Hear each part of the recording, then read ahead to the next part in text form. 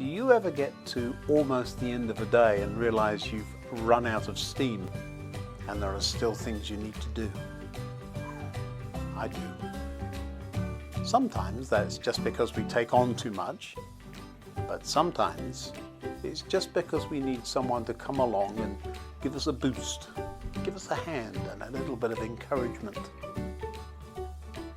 This week I've been thinking about that famous little engine who thought he could. My name is Ian Curry and this is Thinking Out Loud. Come on, let me tell you what I think.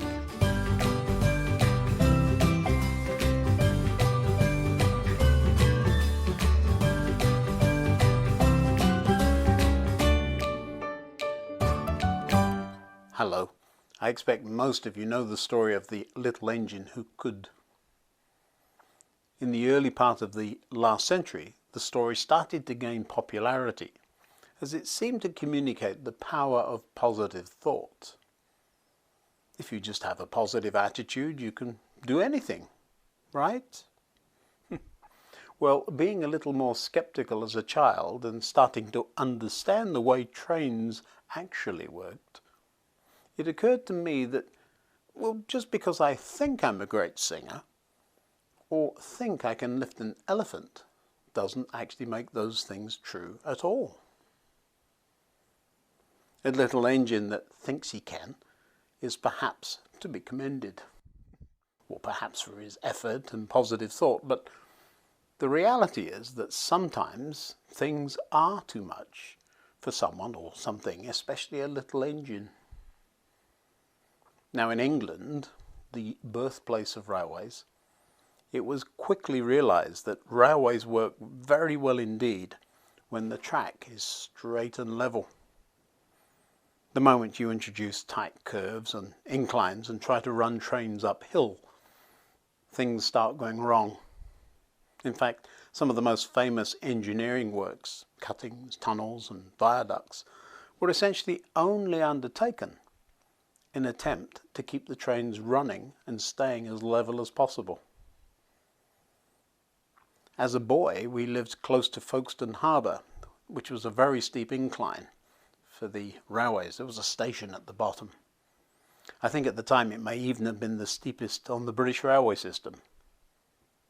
By the time I remember trains there, steam-hauled trains were rare, but for many, many years there were little engines that could, at the front of each of the trains, hauling hundreds of passengers from the ferry boats up the steep hill. And they would go off then to their destinations in London and beyond. The reality was that these engines were really quite powerful, but there was still a problem. To haul such a heavy train up that hill, oversized and very powerful locomotives would have had been in place. And something that big and something that powerful would be a problem on other parts of the South Eastern Railway network. And that was around London. So how did they do it? Far from just saying to themselves and repeating, I think I can, I think I can, I think I can, I think I can, the trains were pushed by a banking engine. This wasn't an uncommon thing at all around the turn of the century. The heavy train would start off towards the hill, and then as it slowed, unable to get up the hill, another locomotive called a banking engine, or simply a banker, would come along behind it while it was still moving and catch it up. Once the banker caught up the slowing train, it would nestle in behind and begin to push. The banking engine wasn't even coupled to the main train. It was just there to push from behind until the train got to the top of the hill. Once there, it would be left behind as the express train gathered momentum and sped away. No doubt the express train, if you know the end of the old story, thinking to itself, I thought I could, I thought I could, I thought I could. Sharing the load is perhaps a better way to achieve the monumental task of propelling the famous Golden Arrow up a hill than trying to do it alone by thinking positive thoughts. There's a lovely parallel to this story hiding in the letter to the Hebrews. The theme through a couple of chapters there is that of faith and perseverance, but there are some parallels to the little engine that could story too. Hebrews chapter 11 has a list of famous people that achieved extraordinary things, but the list is bracketed on either side by a couple of sentences I'd like to show you.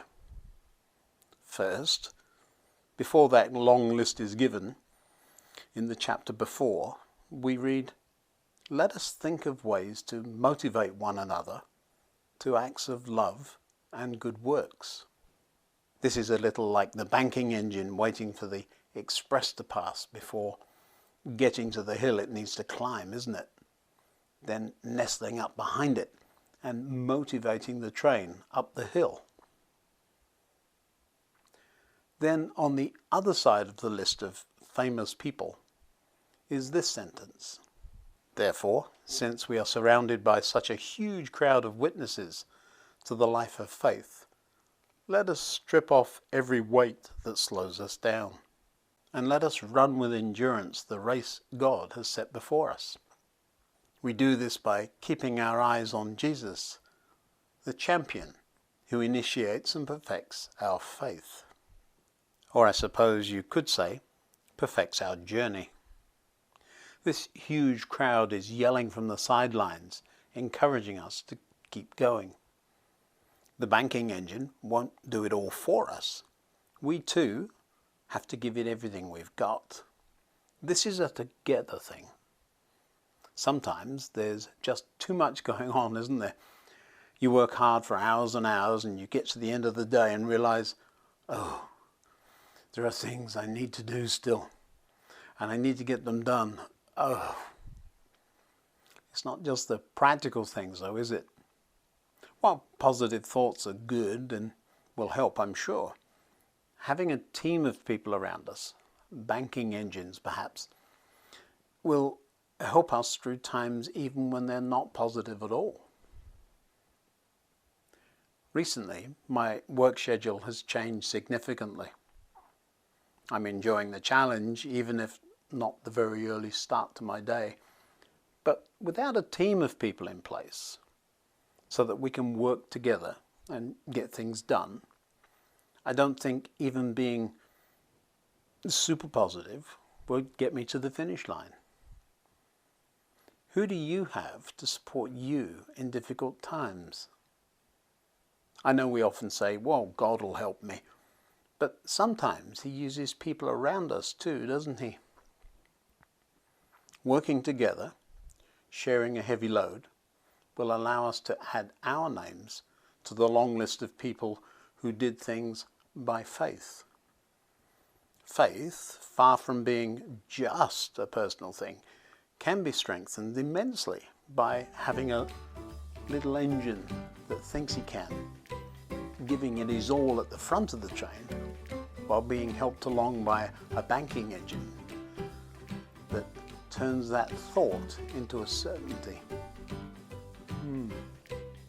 Until next time, goodbye.